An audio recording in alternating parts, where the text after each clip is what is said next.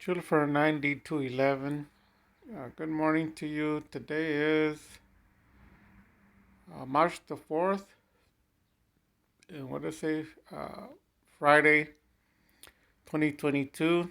This is a re upload of a video, but explaining what I'm doing for people who don't understand Dark Magician or want to start playing it or want to know some of my combos. So, the mentality behind the way I play the Dark Magician is I don't play I don't play Yu-Gi-Oh or Dark Magician for the turn. Everything is played for the future. So when I establish your board, I don't know the exact percentage, but it could be 95 or more percent of people are looking at the board as it is.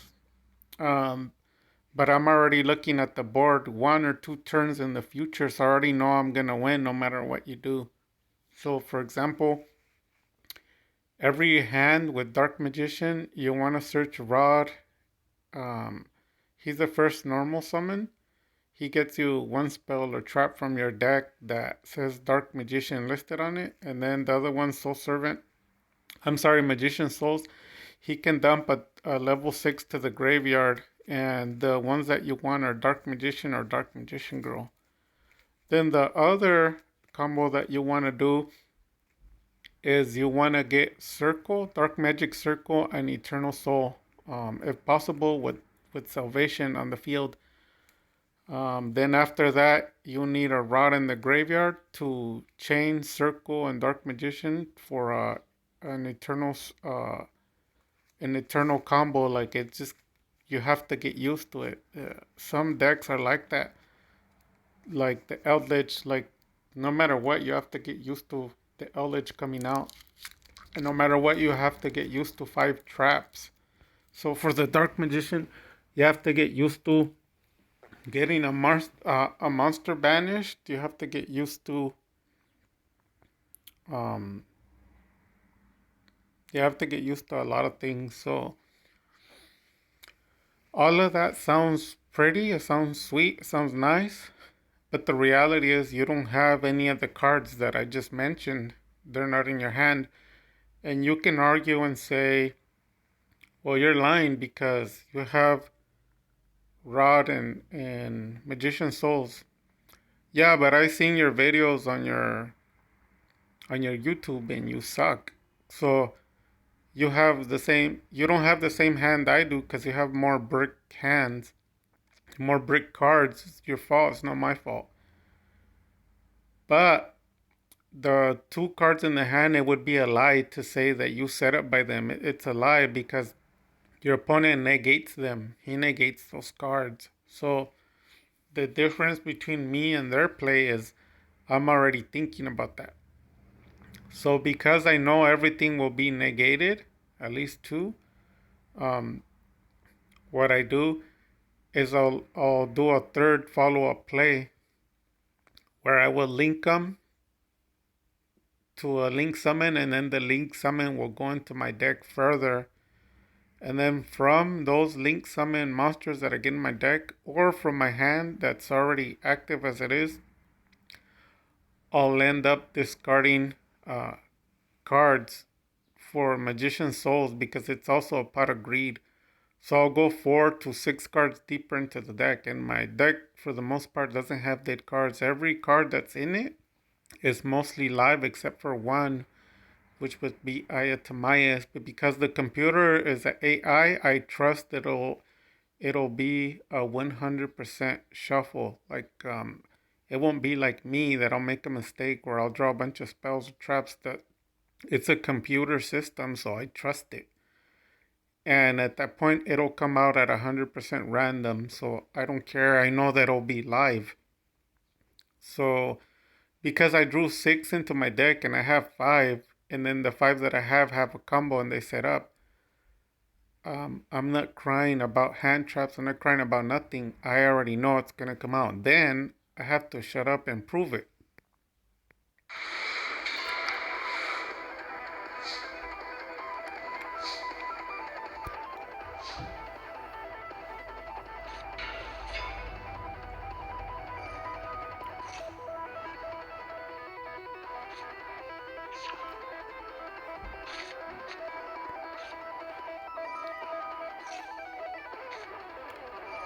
So there's a rod, got the effect, chain to Soul Servant. Even if he was negated, I wouldn't care. I would do Magician Souls and activate her effect or his effect, and draw some cards, stack with uh, Soul Servant, and draw what I wanted anyway. So it doesn't matter. One way or another, I'm doing what I want. But because he didn't do anything, I didn't have to go into the second combo. But if he did, it doesn't matter because every other duel they do things and it doesn't matter anyways. So I get all the cards and I set up all the board I want. It doesn't make sense until I explain it. Now that you know what I'm doing, people cry and tell you like, well, what if you get prophecy that'll break the combo? No, it doesn't.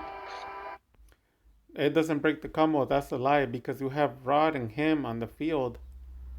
So you can Dark Magician and then chain combo in Eternal Circle and get Rod, and then you can pop Crawley. So they're lying. It's because they don't know how to play Dark Magician. That's why no matter what you do, no matter what Dark Magician they have, they suck. It's just that simple. You don't need to get confused. So I draw two, and I draw into an extra Dark Magician, and people cry and complain. I don't want to play Dark Magician because Dark Magician is brick. Oh, having Dark Magician in the graveyard and the hand is bricky. That's what they complain about. But I see it more like they're just a bunch of crybabies. It doesn't matter what they have, they're never gonna win. And we have a different outlook at things. No matter, our mentality is this: no matter what we have, no matter what our opponent does, we're gonna win. So I have a different mentality than them. They believe no matter what cards they have, they'll never win. And no matter what their opponent plays, they'll never win. And I have the total opposite. For me, it doesn't matter what cards we have, it doesn't matter what our opponent plays, we win. The interesting part is our theory always comes to reality. So at this point, I played the right hand. If you look at the field, the cards I didn't even have, now they're there. We're already at we're at it's a we have we have a 4 card combo already active. So it's gonna be, let me play it to show you.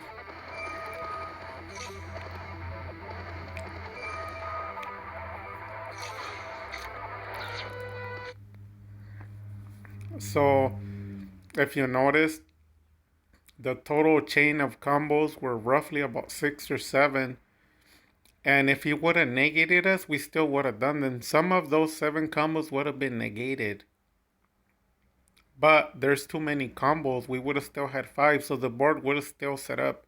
I would have just rearranged the way I play it to get the cards I want anyways. So at this point, because we already have the right hand, first spell burned, it's a bait. We let him play it, and then we chain Eternal to get the Dark Magician and burn it. And then at the same time, it'll banish a monster. But at this point, we already have Village, so you don't even have to worry about that because he can't play any any spells. So you won't see any spells played. If it does, it'll be because he has a spellcaster, but will Eternal to banish it. So he's locked out of spells and locked out of a spellcaster. You can argue and say he can bring a second one. Yeah, you're right, he can, but the chances of that are like 5%. Because you can argue and say, no, the chances are higher. No, they're not. Because I have to run into a spellcaster deck, and no matter what he summons, I'm banishing it. So even if he tries to chain, it'll get banished. I'll resolve first, and the spell will be burned. And if you try to argue, even if he brings a spellcaster, I don't have to do anything because the first spell will be burned. So I'll just sit back.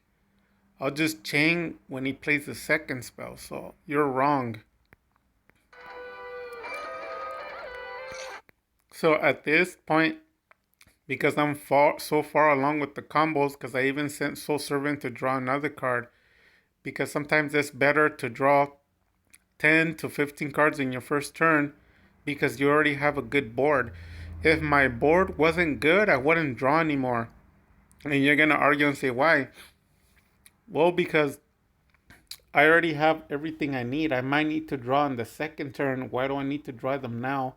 And you can argue against me and say, well, no, it's better um, to have them now. But then the other fact is, it sounds like you know so much. Let's go on your channel and see how you do. Let's see how you do against three negations. Let's see how you play. And I already know. I don't even need to go look. I know you're playing the format everyone else is. Then I know you suck.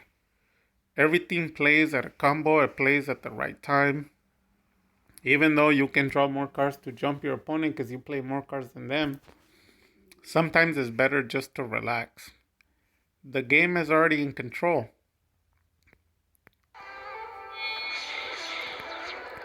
So when I did that, it played off perfectly, and now I can bring the Dark Magicians.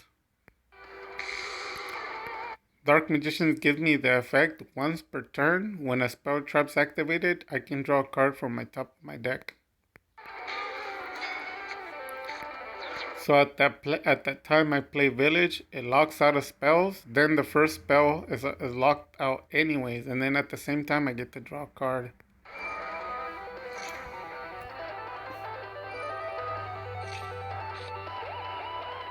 Then at this point, I'm about a 97% win rate already because even if he gets past my board, the floating effect of the Dark Magicians will bring a Dark Magician. A Dark Magician grow that will automatically, if it's not during the battle phase, um, which is the only way to get around Dark Magicians, because if you attack it, the effect will be activated. But if you trigger a card effect, it'll pop it. That will not be in the battle phase. It'll trigger my circle, and Eternal Soul will protect him.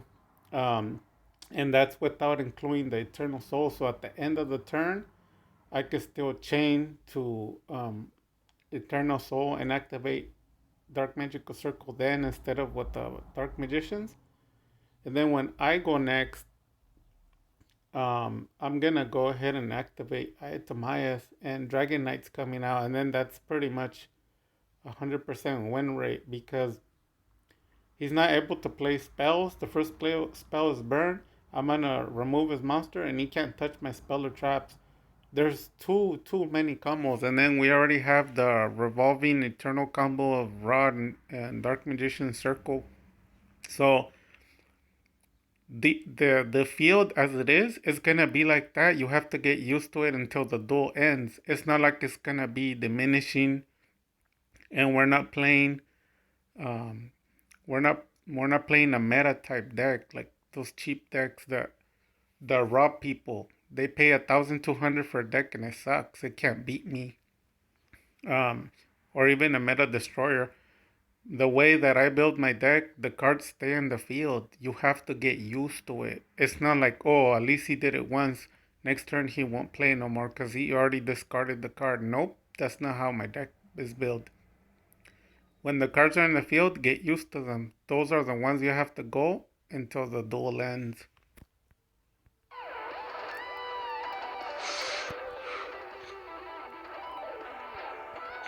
Remember, no spells. And even if he does manage to play one, the first one will be burned. And I have access to remove any monsters that I want or any card that I want. With the Eternal Soul says revive one Dark Magician. And then Circle says when a Dark Magician special summon, banish a card. Dark Magicians, any spell played, I can draw a card to my hand. And then the last combo, there's a Rod in the Graveyard. It says when a spell trap is played, you can trigger Rod, pop one of your magicians, and get Rod back to your hand. So I can play Rod again, and I recycle Dark Magician to do the combo one time each turn. For the rest of the game, I will be banishing one card. So one card banished and no spells played for the rest of the game.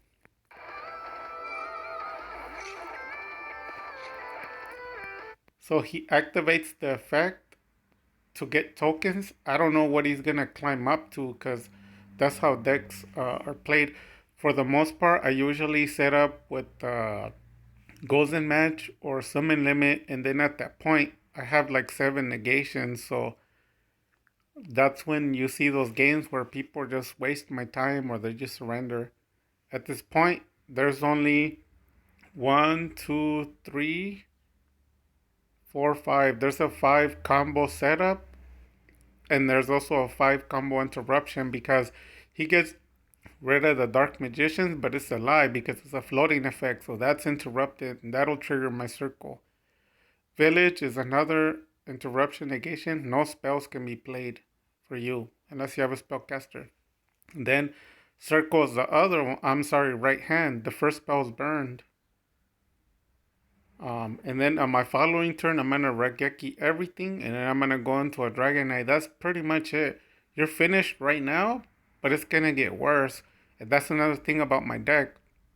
Just when you think that the field is bad, the way that my deck is set up, it never gets better. It only gets worse.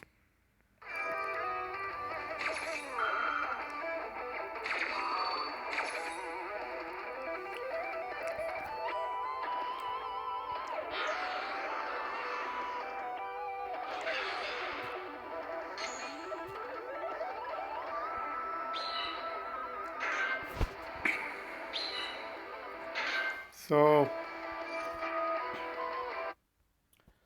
so, um, Eternal Dark Magician. Then I have to select what to banish, and for the most part, I don't care about tokens because the tokens are usually there to link or synchro.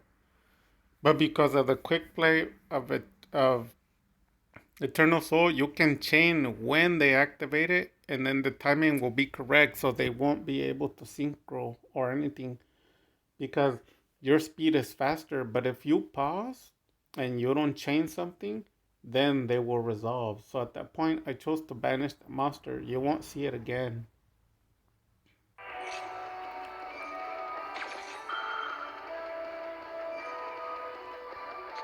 And trigger the effect of Rod to get Dark Magician.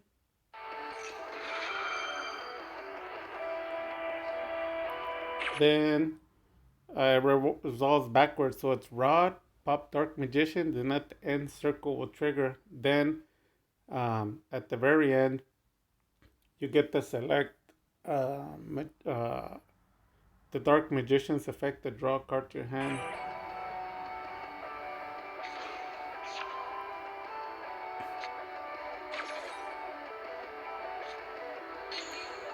So we drew Dark Magic Attack. So basically, no matter what he has in the back row, it's gonna get popped. If he plays like a Solemn, it won't matter because all Eternal, Circle, and then Circle whatever card's a problem. And the Eternal Soul will end up, I'm sorry, the Solemn Judgment will hit the Dark Magic Attack.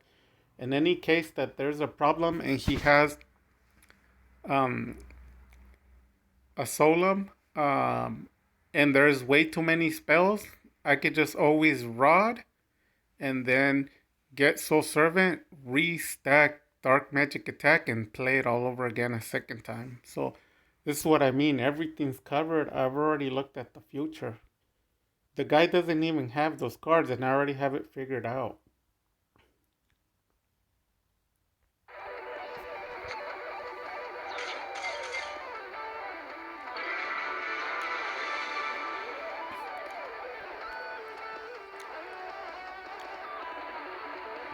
So, so as you can see, it didn't really matter if it was that deck, because sometimes people will comment like, "Oh, well, that was an easy duel." No, it wasn't. Because this field that I have, I've had it against other decks, like decks that are people are scared of, like Drytron. Um, they're scared of Eldritch. They're scared of many, many, many decks. And to be honest with you, they don't really do much. You just have to lock them. So for the Drytron, I'd banish anything that's problematic. He won't be able to play any spells. We got the floating effect, and then we're entering into Dragon Knight next turn. You can't touch my spell and traps no more, and I'm gonna be banishing If it was the TCG, I would follow up with the Dragoon afterwards. And Dark Magician, even though you're lied to that, oh, Dragon Knight's a higher win rate, they're lying. Dragoon's a high win rate, that's a lie. The high win rate, the one that's like 99.9, like the game will be over, is when you have Dragon Knight and Dragoon on the field with Circle and Eternal. Then, all the times that I have that, 100% of the games, and I think I had it 30, 40 times on my channel, and I have like 160 videos. I had it a lot. No one has ever beaten the board. No one doesn't even want to go past it. Once they see it, they just forfeit. There's a few people who try, but it's just in vain. They get negated 2, 3 times, cards vanish, and then they forfeit. So that's the combo you want. But in Master Duel, we don't have Dragoon. So your other option is to boost Dragon Knight, and then I'll believe you, because Dragon Knight can't get rid of it unless you attack over it. So my deck is set up to boost. That's why I entered Platinum so easy, and um, I think I went 12-0 all the way from Gold Tier 5. No one could beat it. I went all the way to Platinum 4, but it got reset. So there you go. That was the explanation of the video. I know I made it long, but it's just in case you wanted to know how it happened. So you don't need the Battle of Chaos cards. You have all the cards you need. You're faster than Battle of Chaos, and you get all the cards that they do. Now, if you wanted to go into Dragon or Dragoon, you could have, but because we don't have TCG, um, we have to use, instead of Dragon Knight, we have to use Makaba. So I just happened not to draw it. I took out the magical meltdowns and I left one just so the power can be active in the combos like a top tier style. So with that said, the video is over. Dark Magic Attack.